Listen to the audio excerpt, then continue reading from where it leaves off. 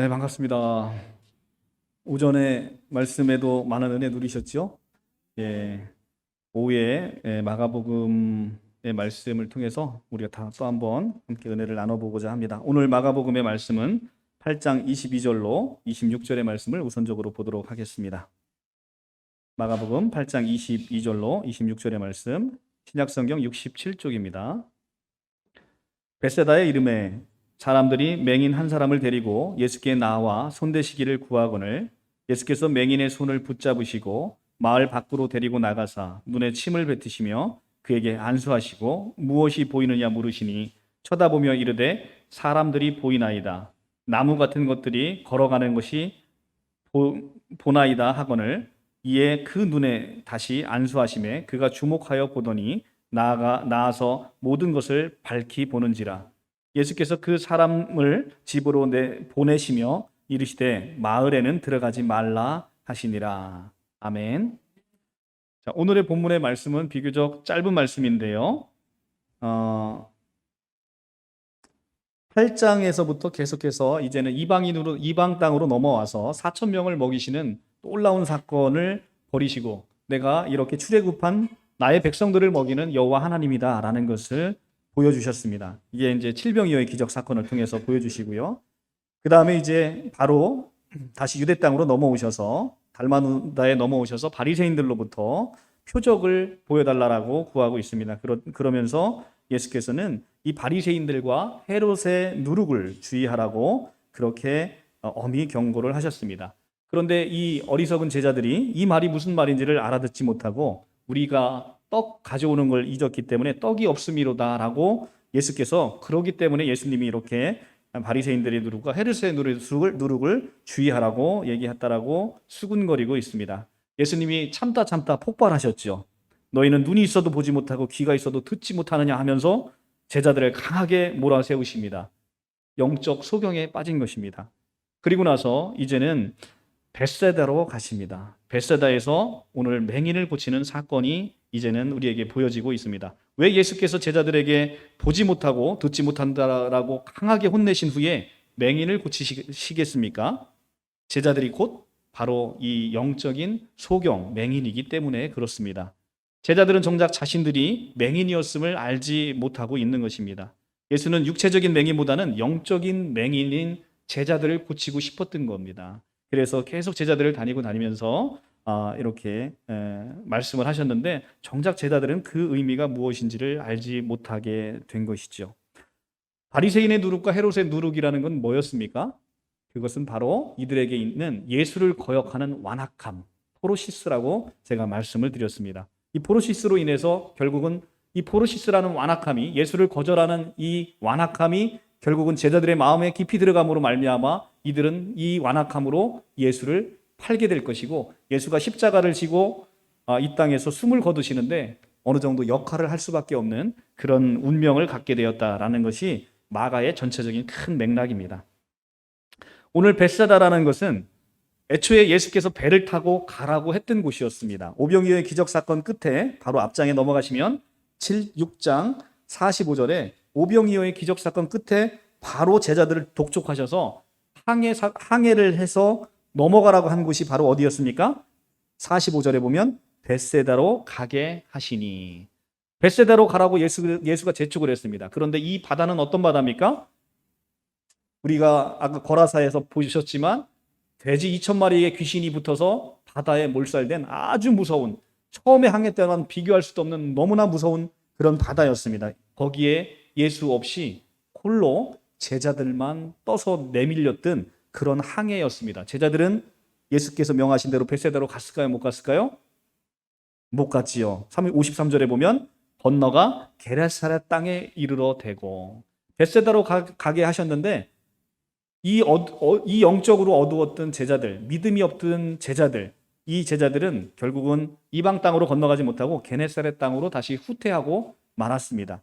근데 그 벳세다에 오늘 우여곡절 끝에 그 벳세다의 이름에 22절 보면 오늘 본문 22절 벳세다의 이름에 이제는 그렇게 예수께서 가라고 명했던 바로 그곳에 이르게 됐다는 것입니다. 지금 그 험난한 여정 끝에 이제는 벳세다에 닿았습니다. 이곳에 닿기까지 제자들의 눈은 예수를 보고도 예수가 누군지를 알아보지 못했어요. 예수를 보고 뭐라고 소리쳤습니까? 유령이라고 소리를 쳤습니다. 한밤에 바다를 밟고 오시는 예수 그리스도, 바다를 밟으실 분은 오직 구약의 시편의 말씀, 욥기서의 말씀에 의하면 여호와 한 분밖에는 없었습니다. 바다를 밟고 오시는 그 예수님을 보고 여호와 하나님인 줄 알지 못하고 유령이라고 소리쳤습니다. 6장 49절에 유령이라고 소리친 이 제자들, 예수는 너희가 눈이 있어도 보지 못하고 귀가 있어도 듣지 못하느냐라고 8장 18절에 이제 마지막 분노를 품어내십니다. 눈과 귀에 예수께서는 집착하고 계십니다. 눈이 있어도 보지 못하고 귀가 있어도 듣지 못한다는 것입니다. 22절에 벳세다의 이름에 사람들이 맹인 한 사람을 데리고 예수께 나왔습니다. 굉장히 상징하는 바가 크죠. 사람들이 제자들에게 예수님 앞으로 앞을 보지 못하는 사람을 데리고 왔습니다. 이 제자들은 그 맹인과 자기들이 똑같이 앞을 보지 못하는 것을 알지 못했던 것입니다. 제자들의 눈에는 이 소경만 소경으로 보였지 영적으로 어두운 자기들이 영적인 소경인 것을 알지 못하는 것이죠. 오늘 방금 말씀하기 전에 불렀던 주 예수보다 더 귀한 것은 없네. 굉장히 은혜로운 찬양인데 우리의 삶이 그렇습니다. 우리의 삶이 예수 한 분, 예수가 누구십니까? 진리입니다. 진리이신 그 한 분을 바라보지 못하고 다른 곳에 소망을 두고 살 때 우리가 영적 소경에 빠져 있는다는 거예요. 그것은 다 변하기 때문에 있습니다. 돈에 집착하시는 에서 돈을 아무리 많이 번다고 하시든 우리 이건희 회장님 20조나 남기고 가셨잖아요. 단돈 1원도 가지고 가지 못하는 거죠. 그것은 내 것이 아니기 때문에 그렇습니다. 우리가 그런 곳에 돈과 명예와 권력에 소망을 두고 살 때 모든 것들이 없어지는 것을 우리가 경험적으로 누구나 보게 된다는 것이죠. 알몸으로 하나님 앞에 서게 된다는 것입니다. 그런데 오직 그 한 분, 우리가 소망하는 예수 그리스도 한 분을 바라보고 갈 때는 우리가 이런 허무함에서 벗어나서 영적 소경에서 벗어나서 이제는 영원한 것을 소망하며 삶으로 말미암아 우리 안에 기쁨이 넘치게 된다는 것을 오늘 성경은 보여주고 있습니다. 자, 이렇게 벳세다에서 사람들이 맹인을 데리고 왔고 그럼에도 불구하고 제자들은 이것이 자기들에 대한 것인지를 알지 못합니다.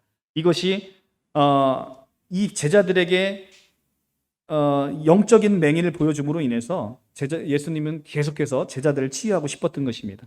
자, 이제 사람들이 맹인을 데리고 옵니다. 이 맹인은 결국은 혼자서는 오지 못했을 겁니다. 그런데 사람들의 도움을 통해서 예수 앞으로 나오게 되는 것이죠. 이 사람들은 맹인에게 바로 눈이 되어 준 것입니다. 이렇듯 하나님께서 원하시는 사랑이라는 것은 타자에 대한 눈과 귀가 되어주는 것이죠. 타자에 대한 애틋한 마음을 갖고 있는 거예요.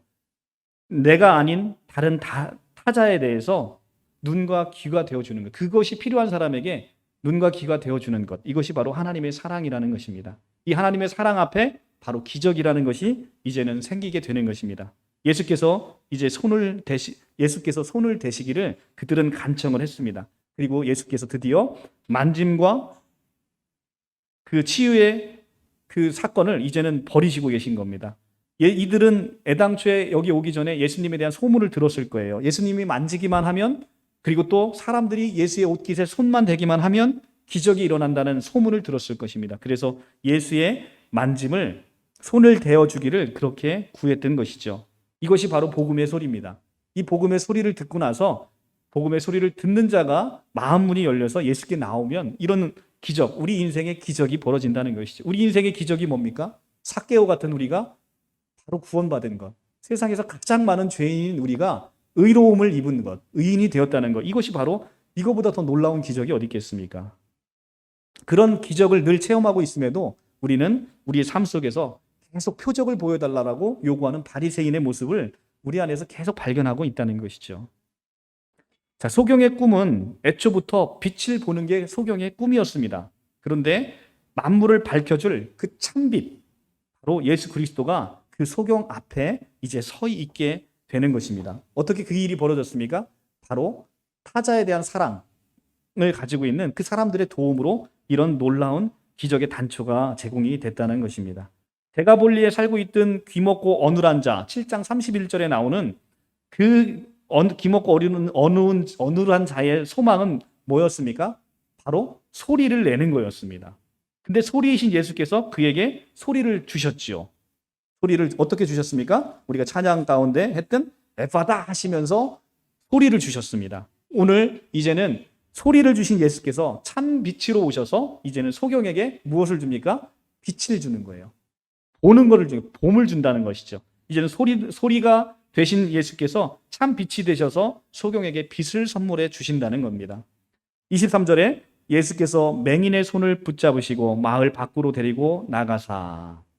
예수께서 맹인의 손을 잡으셨습니다. 창조주에게 붙들림 바 된 것입니다. 창조주 하나님으로부터 이제는 이 맹인은 붙들림 바 됐어요. 이제 창조주의 빛으로 말미암아 빛을 보게 될 것입니다. 하지만 예수는 그의 손을 통해서 반대로 그의 부정함을 옮게 될 것입니다. 우리의 죄악은 예수께 넘어가고 예수의 그 참빛은 우리가 받게 되는 이 놀라운 영적인 교환, 이것이 이루어지게 된다는 것이죠.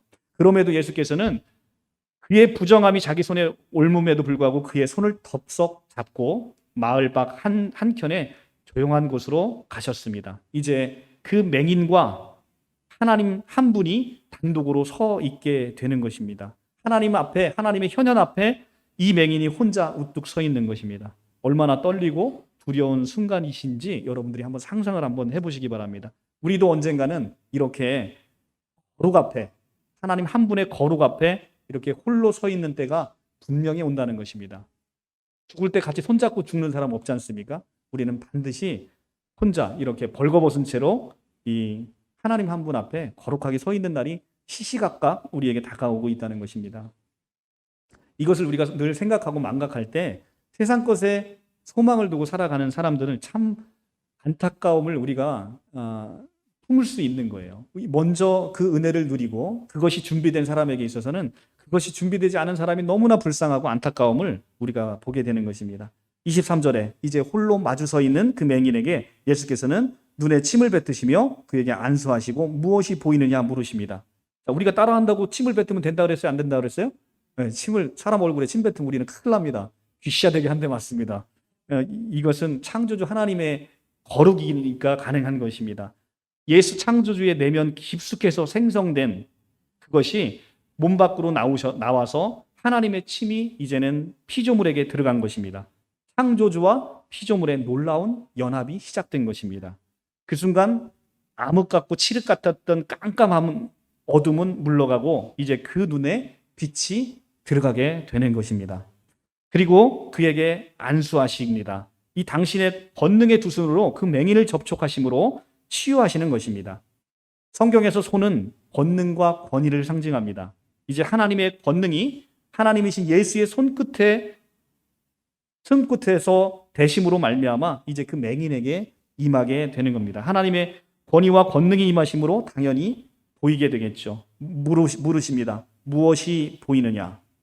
무엇이 보이느냐? 물으십니다. 24절에 쳐다보며 정확하게는 우러러보며입니다. 우러러보며 이르되 사람들이 보이나이다. 자, 8장 22절에서 26절에는 눈과 빛으로 가득한 본문의 내용입니다. 이것을 헬라어 원문으로 제가 여러분들에게 하나하나 어떤 차이가 있는지를 보여드리도록 하겠습니다. 5가지의 본다라는 단어가 헬라어 원어의 단어는 다 달라요. 5가지의 단어가 하나씩 살펴보겠습니다. 23절에 무엇이 보이느냐 나오지요? 그 다음에 사람들이 보이나이다 할 때 그 보이나이다. 무엇이 보이느냐? 사람들이 보이나이다 할 때 그 보이나이다라는 단어는 블레포라는 헬라어 단어를 씁니다. 블레포. 그냥 보는 거예요. 그냥 보는 겁니다. 그냥 우리가 흔히 얘기했을 때 보다라는 단어가 그냥 블레포예요. 그런데 24절에 앞에 쳐다보며라고 되어 있잖아요. 쳐다보며. 이것은 호라호라는 단어를 써요. 호라호라는 헬라어 단어인데 이것은 기이한 것을 보는 겁니다. 기이한 무엇인가를 보는 거예요. 나무 같은 것들이 걸어가는 것이 보이나이다 할 때 24절에 나무 같은 것들이 걸어가는 게 보이나이다 할 때 이때도 바로 호라호라는 단어를 씁니다. 24절에 나무 같은 것들이 보이는 것 보이나이다는 호라오로 쓰고 그 앞절에 있는 쳐다보다라는 단어를 아까 우러러보다라고 제가 말씀드렸는데 이 우러러보다라는 단어는 아나블레포라는 단어를 씁니다. 아나블레포. 아나라는 단어는 위를 뜻하는 단어고요. 위를 쳐다보는 거예요. 우러러보는 겁니다. 이 우러러보다라는 24절에 쳐다보다라는 고 번역되어 있는데 이 우러러보다라는 뜻은 6장 41절에 예수께서 빵을 가지시고 우러러보고 축사하실 때 오병이어의 기적사건 할 때 본다라는 그때 쓰였던 단어가 바로 아나블레포라는 단어를 씁니다. 그리고 또 한 번 7장 34절에 바로 우리가 봤을 때 에바다 할 때 하셨던 7장 34절에 에바다 하시니 이는 열리라는 뜻이다라고 할 때 그때 34절에 하늘을 우러러 할 때 그 우러러 봄을 얘기할 때도 아나블레포라는 단어가 쓰였습니다. 그리고 지금 오늘 소경 바디메오 사건에서 10장 51절에도 이 아나블레포 우러러 본다라는 단어가 쓰입니다. 그리고 25절에 보시면 이에 눈에 다시 안수하심에 그가 주목하여 보더니 이 주목하여 본다라는 단어는 25절에 쓰인 것은 디아블레포라는 단어를 씁니다. 디아라는 것은 속, 안으로, 속이라는 뜻입니다. 디아블레포라는 단어를 씁니다. 그리고 또 하나 25절에 주목하여 보더니 나와서 모든 것이 밝히 보이는지라. 여기서 밝히 보인다라는 단어는 엠블레포라는 단어를 씁니다. 엠블레포. 밝히 보인다. 엠블레포. 이렇게 한국말은 전부 다 보다라는 말로 번역을 했지만 그 의미가 각각 다른 의미로 원어로 보시면 쓰여 있다라는 것입니다. 24절에서 그가 눈을 들어 우러러 보았습니다. 그리고 대답을 합니다. 무엇이 보이냐? 사람들이 보이나이다. 직역하면 내가 사람들을 봅니다. 라고 지금 하고 있어요. 우러러 보면 사람이 보이고 그것은 언제나 옳은 것입니다. 왜냐하면 언제나 사람만이 목적이셨기 때문에 그렇습니다. 하나님은 언제나 사람만이 목적이셨어요. 그래서 우리가 우러러 보면 사람이 보이는 것입니다. 사람이 보이기 시작한다는 것은 영혼을 귀하게 본다는 거예요.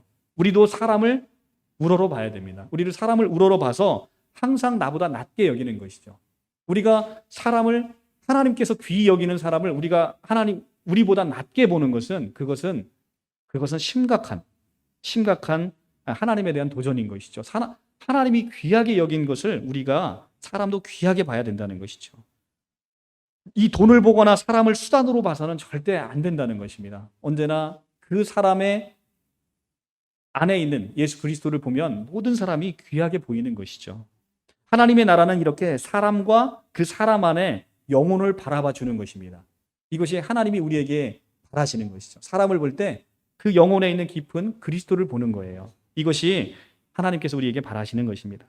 그러나 맹인은 사람을 지금 보고는 있습니다. 그런데 아직 보는 것이 부족합니다. 대체 사람이 뭔지를 몰라요. 그러니까 그 맹인은 지금 어떻게 표현하고 있냐면 23절에 무엇을 보이느냐 물으시니까 쳐다보고 이르되 사람이 보입니다. 사람은 보이되 나무 같은 것들이 걸어가는 것을 보나이다 라고 해서 나무 같은 것이 걸어가는 모양으로 보인다는 겁니다. 사람을 봐도 온전히 봄으로 나아가지 못한다는 거예요. 우리가 믿음이 처음 들어왔어요. 그러면 이 믿음으로 사람을 우러러 봅니다. 그런데 우리가 성숙하지 않아서 아직 사람을 온전히 보지 못한다라는 말씀입니다. 우리 안에 그리스도가 더욱더 풍성히 누려질 때 우리가 진정으로 그들을 사람으로 하나님이 정말 그토록 사랑하는 예수 그리스도로 우리가 그들을 보아준다는 거예요. 예수 그리스도가 사랑하는 그 사람을 우리가 그 안에서 예수 그리스도를 사람 안에서 발견할 수 있는 그 힘은 바로 우리가 그리스도 안으로 더 깊숙이 들어갈 때 가능하다는 것입니다. 25절에 이에 그 눈에 다시 안수하심에 다시 그 눈에 안수하심에 그가 주목하여 보더니 디아블레포입니다. 그가 주목하여 보더니 디아블레포. 디아가 아까 뭐라고 그랬습니까? 속입니다. 속.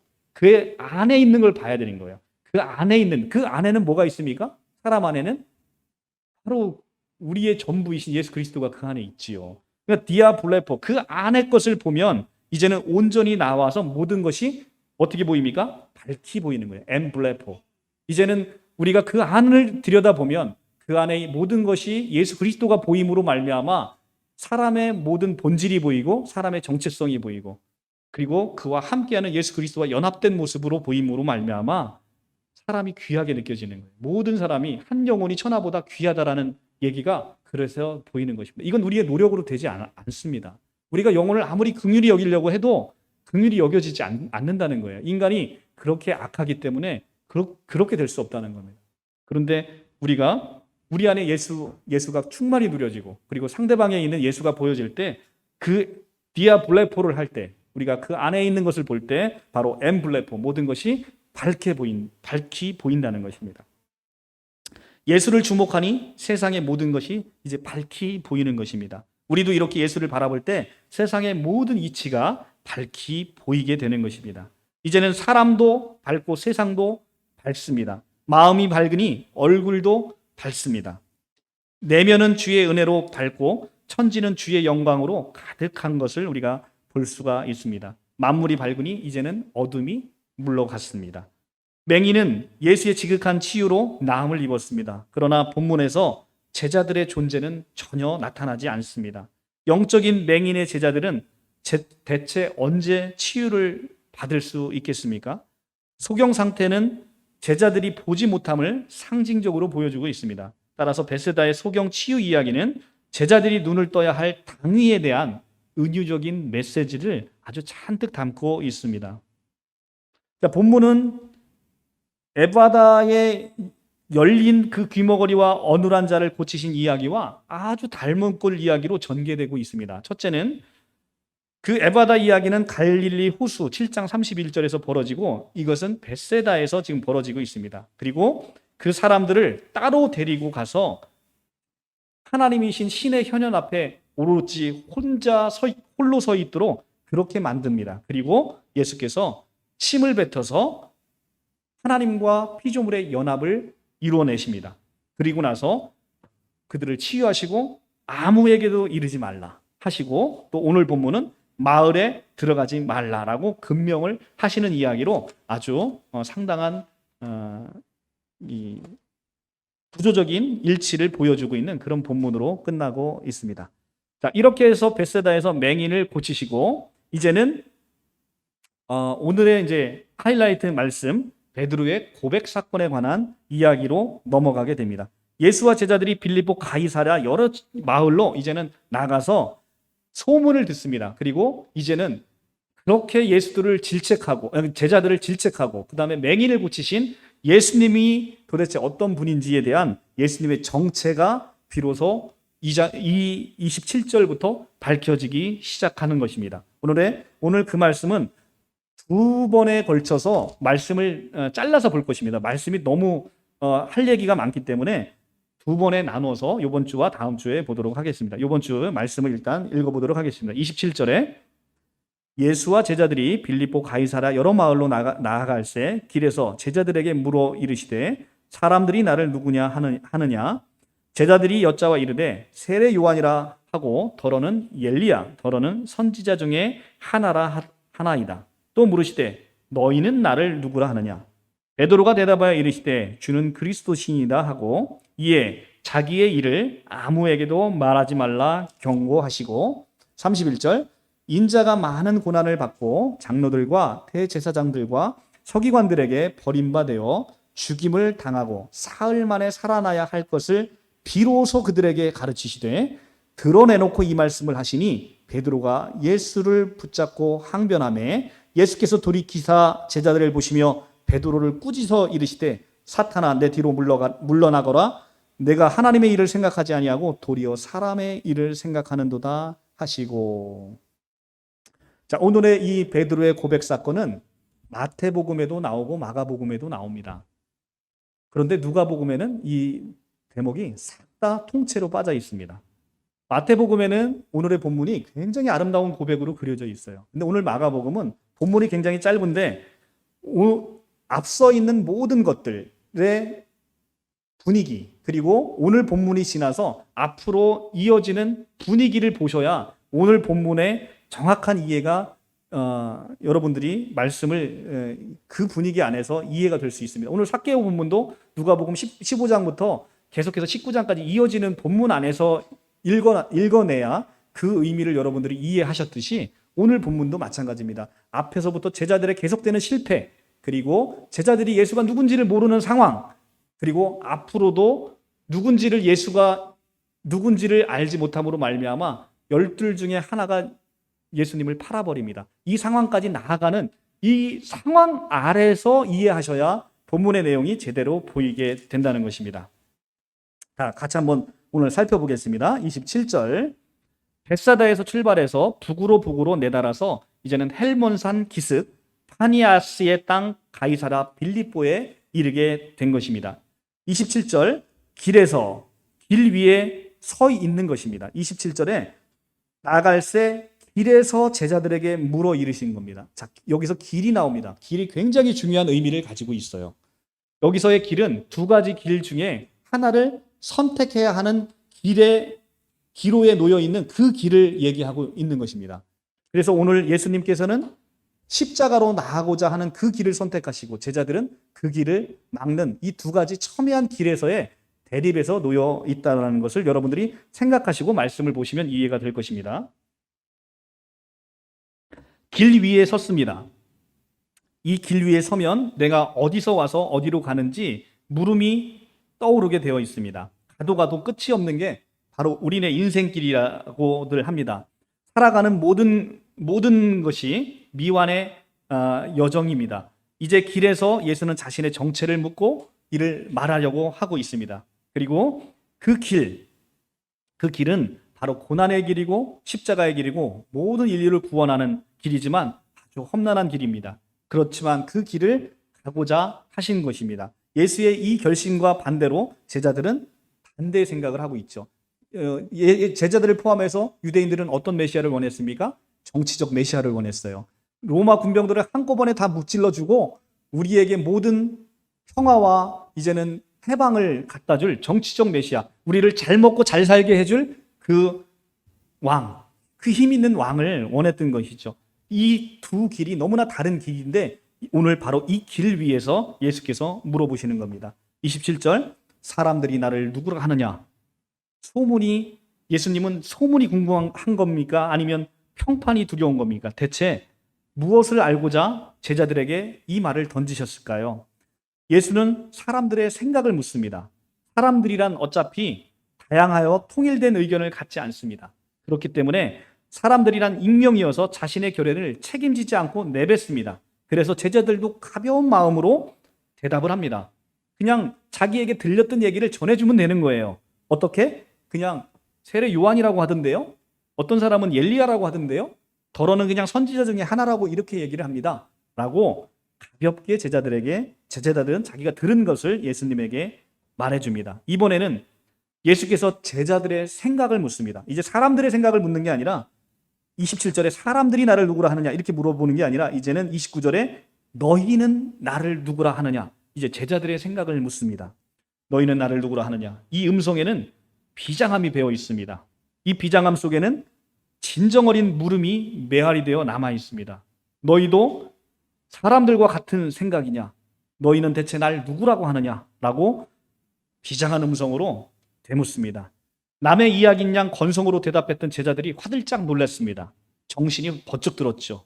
이제는 남의 일이 아니니까 내 일입니다. 그는 자기의 운명을 제자들과 지금 연결시켜 묻고 있습니다. 우리의 운명이 그의 운명 속에 빨려 들어가고 있는 것을 제자들은 그 순간 느끼고 있는 것이죠. 뭔가 답을 해야 합니다. 하지만 너무나 갑작스러워서 제자들은 경황이 없었습니다.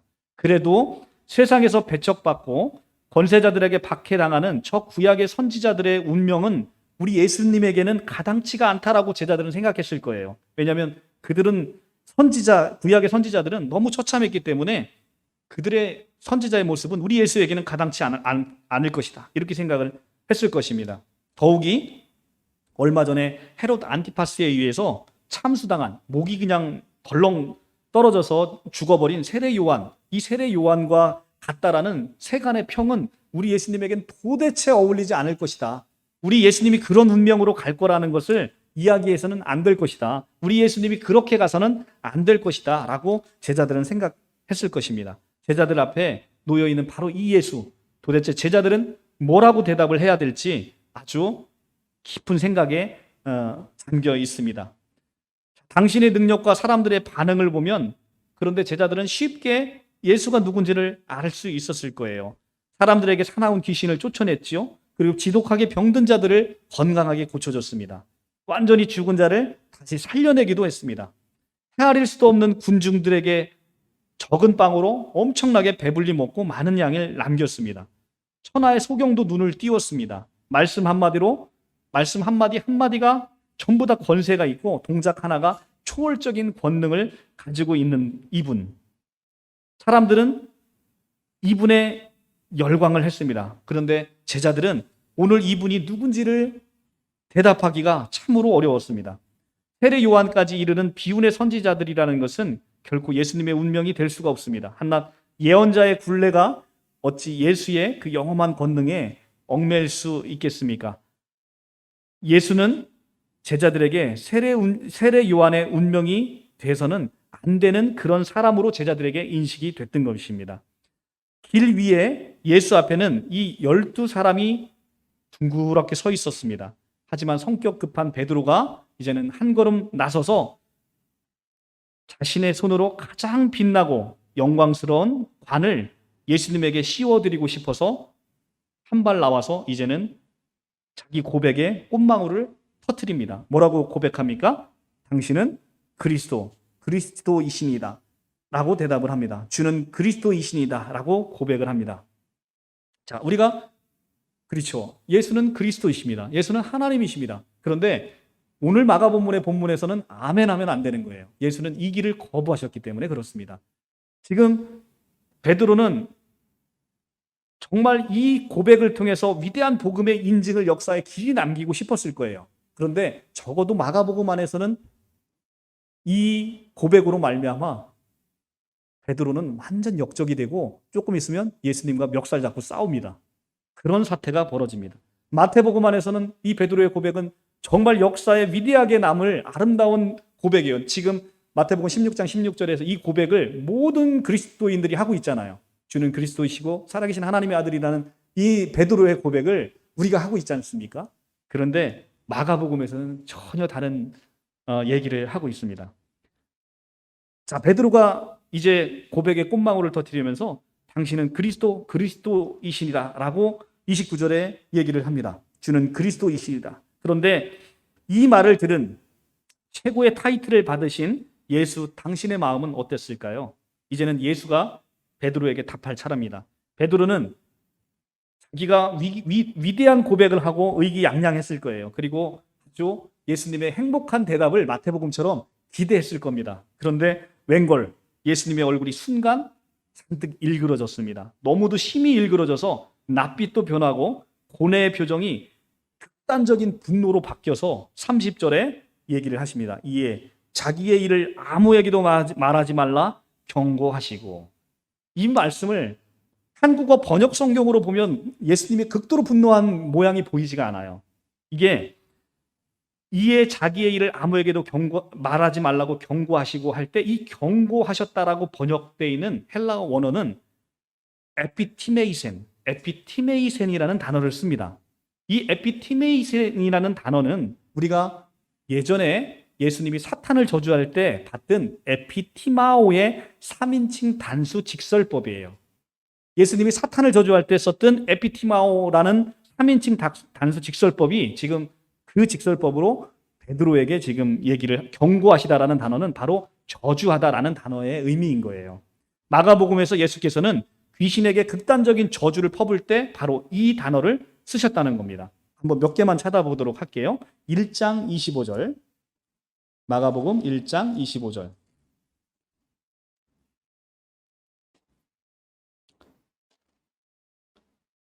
자, 1장 25절 54절에 54페이지. 예수께서 꾸짖어 이르시되 잠잠하고 그 사람에게서 나오라고 귀신에게 명령하시죠. 이때 꾸짖다라는 이 단어가 에피티마오라는 거예요. 에피티마오. 이 단어와 똑같은 단어를 지금 쓰고 있는 겁니다. 3장 12절. 3장 12절에 예수께서 자기를 나타내지 말라고 많이 경고하시다 할 때 이 경고하시다도 바로 에피티마오라는 단어를 씁니다. 그리고 4장 39절에 4장 39절에 예수께서 깨어 바람을 꾸짖으시며 바다더러 이르시되 잠잠하라 고요하라 할 때 바람을 꾸짖을 때 이 바람이 뭡니까? 이 바다가 바로 사탄을 상징하잖아요. 이 바다를 꾸짖을 때 에피티마오라는 단어를 씁니다. 자, 이렇듯 성경에서 여러 단어에서 귀신과 바다, 사탄의 세력을 쓸 때 썼던 단어가 바로 에피티마오라는 단어입니다. 지금 이 단어를 지금 베드로에게 마가는 쓰고 있다라고 그렇게 보도를 하고 있는 것입니다. 직역하면 그러자 예수께서 그들에게 저주 어린 공격을 퍼부어 그들이 당신에 대하여 말하지 못하게 하였다라는 것이 원문을 직역한 번역입니다. 그러니까 베드로가 엄청난 그리스도에 대한 내가 이렇게 당신을 알아봤습니다라는 고백을 하는 순간 예수님께서 분노해서 폭발하신 단어는 저주 어린 공격을 퍼부면서 그들이 당신에 대해서 말하는 것을 못하게 했다라는 것이 지금 성경의 직역한 번역인 것입니다. 그러니까 베드로가 극단의 존귀함으로 고백의 꽃망울을 터뜨린 순간 예수는 분노의 분화구를 제자들에게 터뜨렸다는 것입니다. 나를 그렇게 부르지 마라. 나를 그렇게 말하지 마라. 나를 그렇게 알리지도 마라 라고 스스로 분을 못 이겨서 베드로와 제자들에게 저주 어린 에피티마오를 하고 계신다는 것이죠. 왜 그랬는지가 조금 있으면 나옵니다. 왜 그렇게 예수님은 극단적으로 분노를 하셨는지. 왜일까요? 예언자들의 반열로 당신을 이해하던 세간의 평에 그리 고뇌하면서도 초연하시던 예수께서 이 베드로의 한마디에 그렇게 분노하신 이유는 무엇일까요? 이 베드로의 고백이 본인이 생각했던 것보다 부족하기 때문에 그랬을까요? 아니면 그와 정반대로 베드로의 고백을 거부하신 것일까요? 어떤 것일까요? 그 단서가 바로 다음 구절에 나옵니다. 31절 인자가 많은 고난을 받고 장로들과 대제사장들과 서기관들에게 버림받아 죽임을 당하고 사흘 만에 살아나야 할 것을 비로소 그들에게 가르치시되. 자, 여기서 인자라는 단어가 지금 그리스도라는 단어와 대칭되고 있는 것입니다. 인자가 많은 고난을 받고 이렇게 죽고 살아나야 할 것을 비로소 가르친다라고 합니다. 31절이 뜻하는 바가 굉장히 큽니다. 첫째는 베드로가 예수를 그리스도라고 고백했습니다만 예수는 그리스도가 아니라, 그리스도라는 것은 하나님의 아들이라는 것이잖아요. 하나님의 아들이 아니라 사람의 아들이기를 자처한 것입니다. 나는 하나님의 아들이 아니라 사람의 아들인 것을 자처를 하고 계신 거예요. 예수는 지금껏 하나님의 아들, 내 사랑하는 아들이라고 마가복음 1장 11절에도 세례받고 올라오시니까 누가 그 말씀을 하십니까? 성부 하나님이 그 얘기를 하십니다. 너는 내 사랑하는 아들이다 라고 얘기하는 1장 11절의 말씀. 그리고 하나님의 귀신이 얘기합니다. 당신은 하나님의 거룩한 자니이다. 이렇게 고백을 합니다. 이렇게 고백과 칭호를 받아 마땅하신 분이고 실제 그분은 하나님의 아들이시고 하나님이십니다. 그런데 오늘의 마가의 본문에서는 이 하나님 되시고 하나님의 아들 되시고 그리스도 되심을 거절을 하십니다. 그 이유는 온 인류에 대한 사랑인 것이죠. 사람의 아들로 오셔야만 내가 너희를 위해서 모든 인류의 죄를 지고 가는 하나님의 어린 양이 될 수 있기 때문에 나는 하나님으로서 이 땅에 온 것이 아니라 사람의 아들로서 왔다는 것입니다. 그 길을 나는 선택해야 온 인류가 구원을 받을 수 있다는 거예요. 그 길을 선택하고 싶으셨다는 것입니다. 베드로가 고백한 그리스도는 이것들 중에 하나님이시고 그리고 하나님의 거룩한 자고 내 사랑하는 아들이라는 이런 고백과 다름 아니었습니다. 그런데 예수는 한 번도 이런 일에 관심을 보이지 않았습니다. 더욱이 한 번도 제자들로부터 이런 기독론적인 고백을 마가복음에서는 이끌어내지 않으셨어요. 오히려 예수께서는 자신이 스스로를 사람의 아들로 자처하시고 자신의 목숨을 담보로 한 그런 논쟁 상황에서도 당신을 일컫는 말은 언제나 사람의 아들이기를 자처하셨습니다. 2장 10절과 2장 28절에 사람의 아들로 이렇게 얘기를 하십니다. 그렇다면 예수는 베드로의 고백을 거부하신 것입니다. 나는 그리스도가 아니라는 겁니다. 나는 하나님의 아들로서 이곳에 온 게 아니라 사람의 아들로서 너희의 모든 죄를 내가 담당하기 위해서 나는 왔고 그 길을 가야 한다는 것입니다.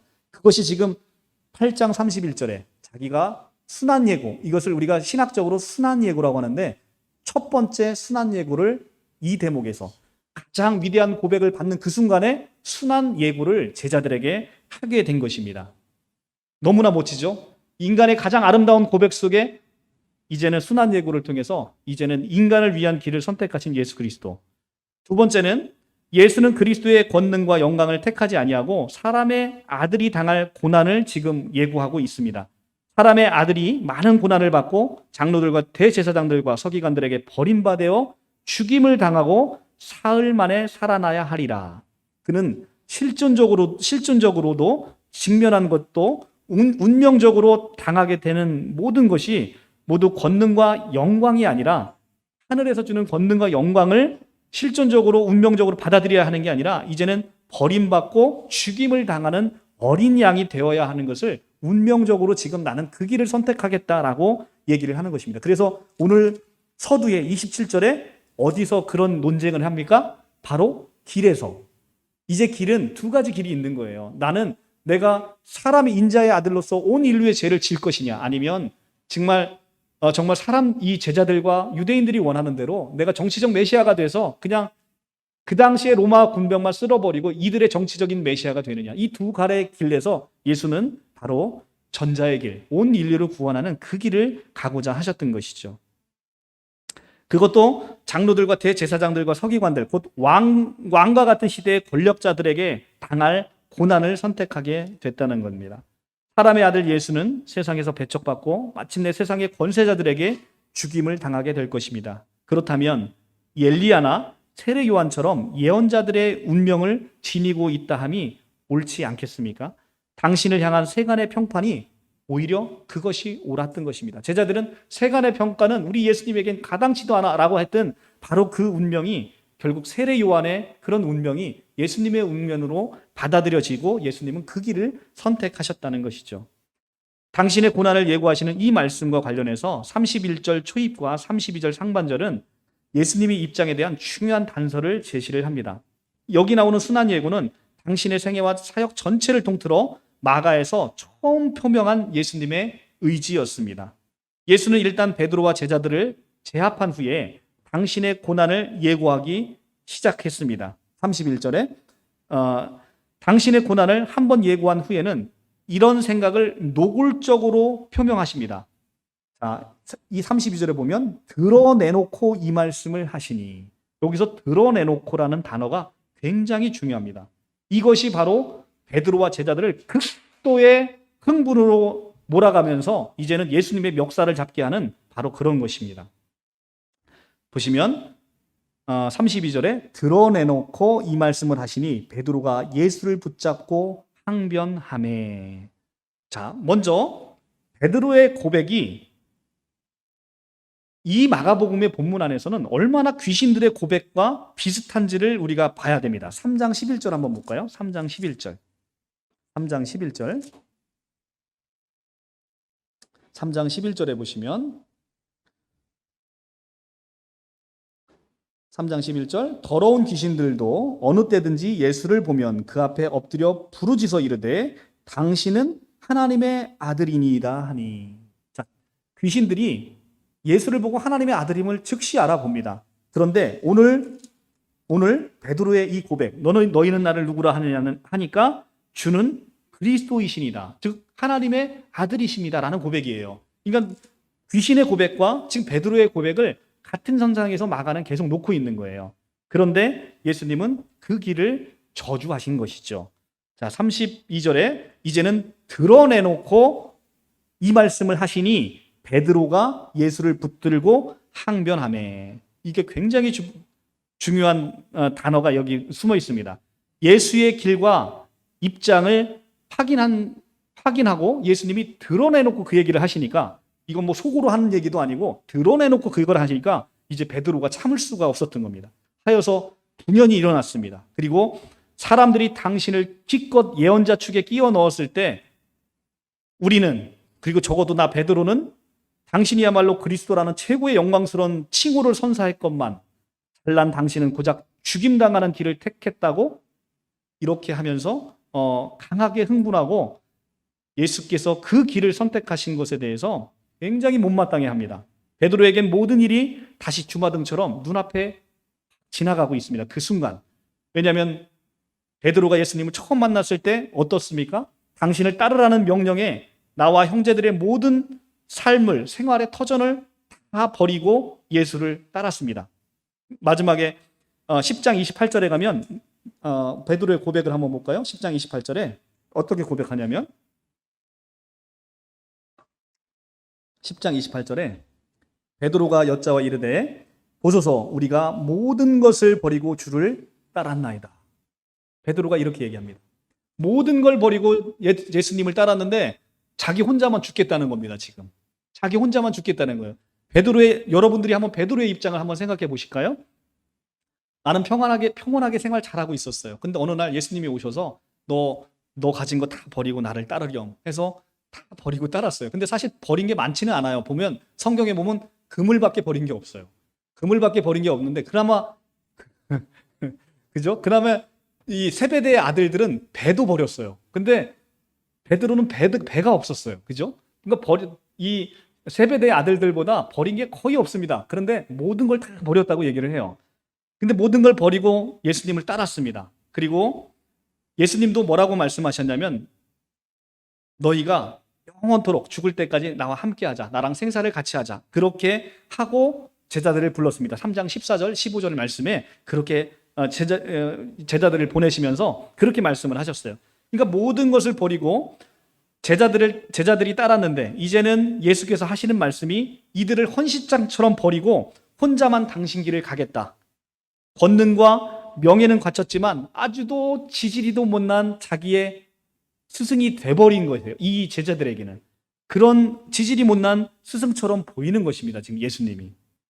그래서 이제는 더군다나 그런 얘기를 혼자 생각한 것도 아니고 대놓고 드러내놓고 얘기를 하십니다. 자, 이런 거죠.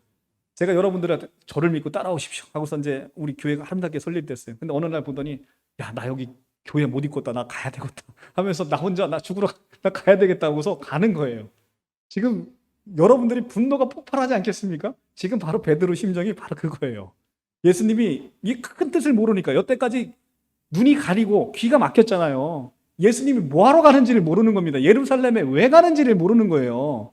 이제 가셔가지고 이제 백마 타고 가셔서 로마 군병 싹 쓸어버리고 우리를 먹고 살게 해주시고 우리는 한 자리씩 차지해야 되는데 나는 영의정이 되고 얘는 좌의정이 되고 얘는 우의정이 돼야 되는데 갑자기 웬 돌아가신다고 얘기하니까 제자들이 황당하게 그지없는 거예요. 지금 바로 그런 상황입니다. 진짜 쥐어 나오죠. 그죠?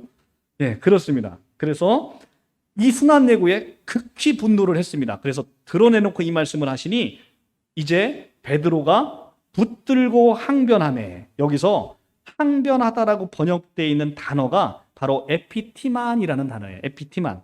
에피티마우의 3인칭 단수 미완료 형태입니다. 또다시 에피티마우 한 거예요. 에피티마우는 뭐예요? 사탄에게 저주하듯이 퍼붓는 거예요. 그러니까 지금 예수를 붙들고 항변하매라는 단어가 무슨 뜻입니까? 예수께서 귀신에게 극단적인 저주를 퍼붓을 때 사용하는 단어를 사용해서 예수에게 귀신에게 퍼붓듯이 베드로가 예수를 그렇게 에피티마오 하고 있는 거예요. 지금 베드로가 예수님을 저주하고 있다는 것입니다. 조금 전에 예수께서 베드로에게 저주 어린 공격을 퍼부었습니다. 이번에는 베드로가 예수에게 에피티마오 하고 있는 것입니다. 저주하고 있는 것입니다. 더욱이 베드로는 그냥 에피티마오 하고 있지 않아요. 어떻게 합니까? 예수의 몸에 손을 쓰고 있습니다. 붙들고라고 번역되어 있는 프로스, 라보메노스라는 단어는 라보메노스라는 단어는 자기에게 끌어당기든지 혹은 한쪽에 닦아 세우는 행위를 얘기를 하는 겁니다. 그러니까 예수님의 멱살을 딱 잡고 벽에다 확 몰아붙이고 저주를 퍼본 거예요.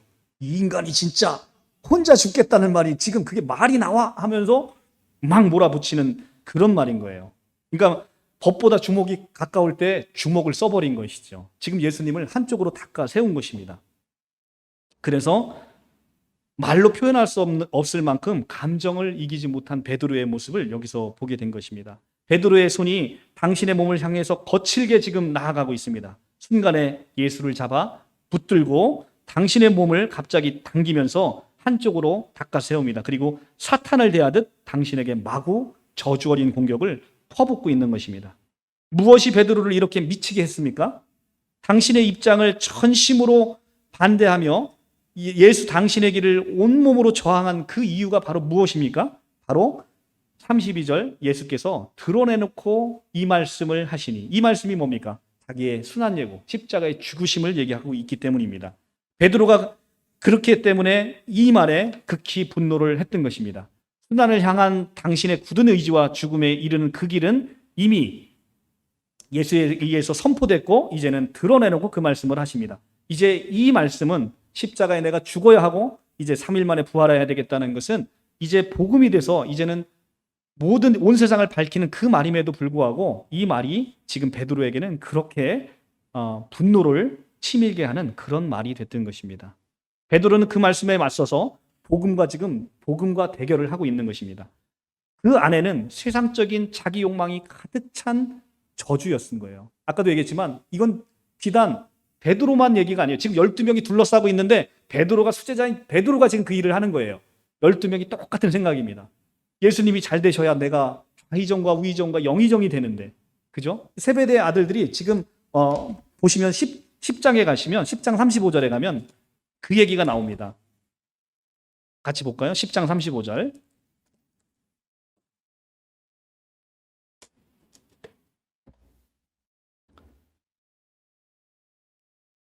세베대의 아들 야고보와 요한이 주께 나와 여쭙되 선생님이여 무엇이든지 우리가 구하는 바를 우리에게 하여 주시기를 원하나이다. 이르되 너희가 무엇하여 주기를 원하느냐. 여짜오되 주의 영광 중에 우리를 하나는 주의 우편에 하나는 좌편에 앉게 하여 주옵소서. 예수께서 이르시되 너희는 너희가 구하는 것을 알지 못하는도다. 내가 마시는 잔을 너희가 마실 수 있으며 내가 받는 세례를 너희가 받을 수 있느냐. 이렇게 얘기를 하십니다. 제자들의 생각은 온통 어디에 있습니까? 세상적인 욕망에 있는 거예요. 자리 싸움을 하고 있는 겁니다.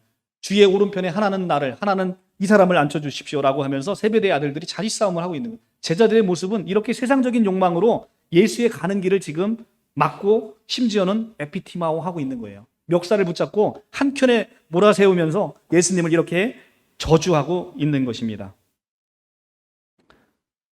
자, 지금 길 위에서 예수는 베드로와 그리고 베드로는 예수와 극한 대결을 펼치고 있습니다.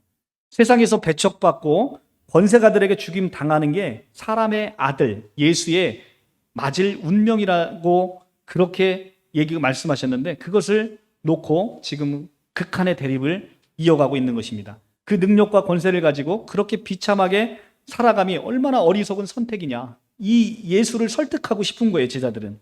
베드로의 뒤에서 다른 제자들도 마찬가지입니다. 베드로와 생각이 똑같습니다. 예수와 제자들은 이 대결은 길의 대결입니다. 어떤 길로 갈 것이냐. 예수는 바로 고난의 길, 십자가의 길을 선택하시고 제자들은 예수를 따라서 고난의 길, 십자가의 길로 가는 게 아니라 예수를 왕으로 세우고 세상의 부귀영화를 누리는 그 길을 선택하고 싶었던 것입니다. 가이사랴 여러 마을로 나가는 길에서 예수의 길과 제자들의 길이 이렇게 마주 달리는 기차처럼 그렇게 지금 충돌하고 있는 것입니다. 제자들은 참으로 예수가 가고자 하는 길의 의미를 알지 못했습니다. 우리는 어떻습니까? 우리가 처음 예수 믿을 때 바로 제자들과 같이 예수를 힘입어서 세상에서 잘 먹고 잘 살기 위해서 그렇게 예수 믿은 거 너무나 당연한 겁니다. 모든 사람이 다 예수를 그렇게 믿어요. 그것이 잘못됐다는 게 아닙니다. 이것이 나쁜 것이 아닙니다. 그런데 모든 사람들이 예수를 믿게 되는 동기가 다 이러한다 한들 우리가 그 수준에서 머물러 있어서는 이제는 우리가 우리의 길을 찾지 못하게 된다는 거예요. 더 깊은 복음의 진리 안으로 들어가서 예수 안에 들어가서 복음의 깊은 의미를 이해하고 우리가 예수와 연합해서 이제 세상의 빛과 소금이 되어야 되고 이제 우리가 예수가 진 그 십자가의 길을 이제는 져야 된다는 것을 알지 못하는 것입니다. 우리가 처음에 예수 믿을 때는 예수를 힘입어 세상에서 잘 먹고 잘 사는 믿음으로 믿어요. 그것은 우리가 어린아이와 같은 신앙입니다. 어린아이들은 전적으로 그냥 부모님께 의지하듯 우리가 예수를 믿고 이 세상에 그냥 살아가면 되는 거예요. 그런데 10살이 되고 20살이 되고 30살이 돼도 계속 그 어린아이로 남아있으면 부모가 속 터지지 않겠습니까? 지금 세상에 그런 자녀들 꽤 있을 거요. 부모 밑에 빌붙어서 아직도 그냥 부모님 쳐다보고 살아가는 아이들. 그러면 부모님이 열통 터지지 않겠습니까? 이제는 자기만의 길을 찾아가는 것이죠. 그 길은 바로 고난의 길이고 십자가의 길이라 하더라도 우리는 그 길을 찾아가야 된다는 것이죠. 우리 사랑하는 성도님들의 선택은 어떤 길을 선택하시겠습니까? 예수의 길입니까? 제자들의 길입니까? 바로 우리는 이 예수의 길을 선택해야 되는 겁니다. 그 길만이 생명의 길이고 그 길만이 영광의 길임을 우리가 깊이 깨닫는 우리 모두가 되기를 간절히 바랍니다. 자, 오늘 이제 말씀이 이제 거의 다 됐습니다. 우리는 이렇게 예수의 그 길이 고난의 길이고 생명의 길이라 하더라도 고난의 길이고 십자가의 길이라 하더라도 그 길만이 생명의 길이고 그 길만이 영광의 길임을 우리가 믿는다고 한다면 우리는 이 두 갈래의 길에서 바로 베드로처럼 예수님의 멱살을 잡고 예수님을 에피티마오 할 것이 아니라 우리가 순종해서 인자의 길, 사람의 아들로 오신 예수 그리스도의 그 길로 우리가 함께 따라가서 아름다운 그리고 우리가 나중에 예수님에게 이제 하나님과 1대1로 우리가 마주쳤을 때 잘했다, 착하고 충성된 종아, 네가 오늘 내 잔치에 참여할지어다 라는 그런 칭찬을 듣는 우리 성도님들이 다 됐으면 좋겠습니다. 예, 기도하겠습니다.